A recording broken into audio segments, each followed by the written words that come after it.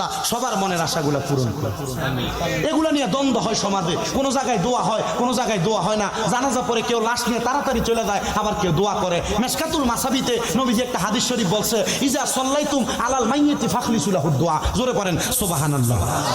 এবার আমি হাদিস শরীফটা ভেঙে ভেঙে আপনাদেরকে বলে দেই। আমাদের সম্মানিত অতিথি সাহেব যে প্রশ্নটা করেছেন ওইটা আপনারা একটু মনোযোগ দিয়ে শুনবেন। নবীজি বলছেন, ইজা যখন সাল্লাইতুম তোমরা নামাজ আদায় করো, আলাল মাইয়িতি মৃত ব্যক্তির জন্য, ফাখলিসু লাহু দুআ অতঃপর তার জন্য দোয়া করো। সুবহানাল্লাহ, জোরে পড়লেন না? নবীজি বলেছেন মৃত ব্যক্তির জানাজা পড়ার পর তোমরা তার জন্য দোয়া করো। আপনারা বলেন আমরা কি নবীর কথা মানতে চাই কি চাই না? কেউ যদি দোয়া না করে এটা নিজের একটা, ঠিক কি না? আবু বুঝতে পারছেন নবীজি হাদিস? যারা করে না এটা ওনাদের নিজের এখতিয়ার। নবীজি বলছে দোয়া করতে, আপনি করবেন। আল্লাহ যেন আমাদেরকে দোয়া করার তৌফিক দান করে। পড়েন আল্লাহুম্মা আমিন। যারা বেদাত করে এটা ওনাদের বিষয়, আপনারা বেদাত বললেন না। কেমন দোয়া করবে, থাক। আমি যেটা উত্তর দিছি আপনার কাছে এটা পছন্দ হইলে মানবেন, না পছন্দ হইলে মানবেন না। ঠিক আছে না আব্বু? রাসূল বলছেন, ইজা সাল্লাইতুম আলাল মাইয়িতি ফাখলিসু লাহু দুআ। যখন তোমাদের এলাকার ভিতরে কোনো মৃত ব্যক্তি ইন্তেকাল করে, তার জানাজা পড়ার পরে তোমরা তার জন্য দোয়া করো। নবীজি বলছে দোয়া করার জন্য, আপনি দোয়া না করলে এটা আপনার বিষয়, কিন্তু নবী বলছে করতে আমরা করি। ঠিক আছে না? কেউ কারোর ঘরনা আলাদা হওয়ার কারণে হয়তো কেউ করে না, কারণ নবীজির এমন হাদিস আছে কোনো মৃত ব্যক্তি ইন্তেকাল করার পর তোমরা তাকে তাড়াতাড়ি দাফন করে দাও, কিন্তু ওই হাদিস শরীফ মানসুখ হয়ে গেছে, রহিত হয়ে গেছে। কথা বুঝতে পারছেন? আমার বাবাজিরা সবাই ওই আলেমের কথা অনুযায়ী দোয়া করলেন। আমার হাদিস শরীফ যেটা বললাম, আমার গাড়ির মধ্যে কিতাবটা আছে, নবীজি হাদিস শরীফের মধ্যে সুন্দর করে বলেছে, আসসালাতু আলাইহিমা, তোমার মা বাবা মারা যাওয়ার পরে 1 নাম্বার দায়িত্ব তুমি তার জন্য দোয়া করা। জবান খুলে জোরে জোরে বলেন সুবহানাল্লাহ। 2 নাম্বার ওয়াল ইস্তিগফারু লাহুমা, আম্মা আব্বার জন্য ক্ষমা প্রার্থনা করা। আপনাদের এলাকার মধ্যে 4 দিনের সময়, 15 দিনের সময়, 9 দিনের সময়, 40 দিনের সময়, বিভিন্ন দিনক্ষণের মধ্যে মানুষ একজন মরে মৃত ব্যক্তির জন্য কোরআন খতম, জিকির আজকার, দোয়া করে কিনা? করে। নবী বলেছেন ওয়াল ইস্তিগফারু লাহুমা, তার জন্য ক্ষমা প্রার্থনা করা।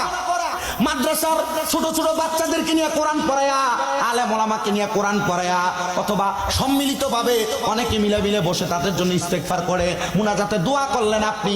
নবী বলেন ক্ষমা প্রার্থনা করা। তাহলে ওই মুনাজাতের মধ্যে মৃত ব্যক্তির জন্য দোয়া করেন, ক্ষমা প্রার্থনা করেন না গজব দেন? ক্ষমা প্রার্থনা করে, আল্লাহ আপনি ওনাকে ক্ষমা করে দেন। করি না? বলে হুজুর তাহলে বারেকটা হুজুর দিয়ে কেন করান, হুজুর নিয়ে কেন করান? বলে হ্যাঁ বারেকটা হুজুর দিয়ে কেন করি, আমি তো নামাজ পড়ি, আমারটা কবুল হয় কিনা জানি না, ওলামায়ে কেরাম তো নবীর ওয়ারিস, এজন্য ওনাদেরকে দিয়ে করাই। ঠিক না? তবে বর্তমান সমাজে 4 দিন 40 করা হয়, কিন্তু এলাকার গরিবরা দাওয়াত পায় না, টাইওয়ালার ফ্যানসারওয়ালারা দাওয়াত পায়। এগুলা করলে যদিও করেন গরিব মানুষের হক, এগুলা গরিবদের খাওয়াইবেন, এটা একটু কম হয়। আর এটার কারণেই এটাকে বেদাত বলা হয়। কথা বুঝতে পারছে? এটার কারণে বেদাত বলে। তবে এটার হক, এটাকে খাওয়ার হক কে? হকদার কে? বলেন হকদার কে? যে ব্যক্তি আপনার এলাকার ভিতরে মোটামুটি টাই লাগায়, গরুর গোশত দিয়া মুরগি দিয়া সব সময় ভাত খায়, এরা না খাওয়াইয়া এলাকা যে 1 কেজি 800 টাকা দিয়ে গরুর গোশত কিনতে পারে না, তার দাওয়াত দেন, সওয়াব হবে, সওয়াব হবে। নবী বলেন ওয়াইন, আমার ওয়াজ শেষের দিকে, ওয়াইন ফাযু আহাদিহিমা, মা বাবার কোনো ওয়াদা থাকলে ওয়াদা পূরণ করবা। মা বাবার ওয়াদা কি? মা বাবা কোনো ঋণ করে গেছে, ঋণ পরিশোধ করে দেওয়া সন্তানের দায়িত্ব। আর ঋণ পরিশোধ করার আগে, মা বাবার দাফনের আগে মা বাবার জায়গা জমি ভাগাভাগি শুরু হয়। মা বাবার 4 দিন 40 দিন যাওয়ার আগে জমি ভাগাভাগি শুরু হয় না। সন্তানের দায়িত্ব মা বাবার ঋণ আগে পরিশোধ করা, সম্পদ থেকে মা বাবার ঋণ আগে পরিশোধ করা। অথবা আপনার মা বাবা নিয়ত করেছে হজ করবে, করতে পারে নাই, আল্লাহর নবী রাহমাতুল লিল আলামিন নবী বলেছেন তোমার মা বাবার পক্ষ থেকে একজনকে বদলি হজ করায়া দাও, তাহলে তার আমলনামার মধ্যে নেক একটা হজের সওয়াব লেখা হবে। জবান খুলে জোরে জোরে বলেন সুবহানাল্লাহ। আমারে মদিনায় নিবানি দয়াল নবীজি, আমারে মদিনায় নিবানি, বলেন আমারে মদিনায় নিবানি দয়াল নবীজি, আমারে মদিনায় নিবানি। ও নবীজি হইও পারে কান্ডারি, তোমার প্রেমে পাগল যে আমি। আসি আমরা দিদারের আশায়, কবুল করো আল্লাহ যে সায়। আসি আমরা দিদারের আশায়, কবুল করো আল্লাহ যে সায়। মনের আশা মনের পুরানি, দয়াল নবীজি আমরা রে মদিনায় নিবানি। বলেন আমরা রে মদিনায় নিবানি, দয়াল নবীজি আমরা রে মদিনায়। মদিনা যাইতে চাই কি না? ওই মা বাবার দোয়া থাকলে মদিনা যাওয়া আল্লাহ নসিব করতে পারে কি? পারে।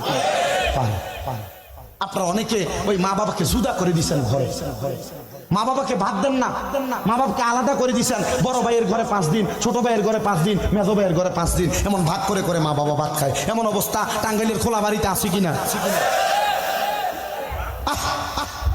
আপনি আপনার মা বাবাকে ভাত খাওয়াইতে পারেন নাই, আপনার নসিব ভালো না। আর আল্লাহর নবী বলে মা বাবার জন্য মাত্র 1 দিরহাম খরচ করা, মসজিদ মাদ্রাসা বিভিন্ন জায়গায় দান সৎকার করার চাইতে উত্তম। সুবহানাল্লাহ বলেন। মা বাপকে খাওয়াইতে পারা ভাগ্যের ব্যাপার। অনেক সন্তান আছে মা বাপ তাদেরকে কষ্ট করে লালন পালন করছে।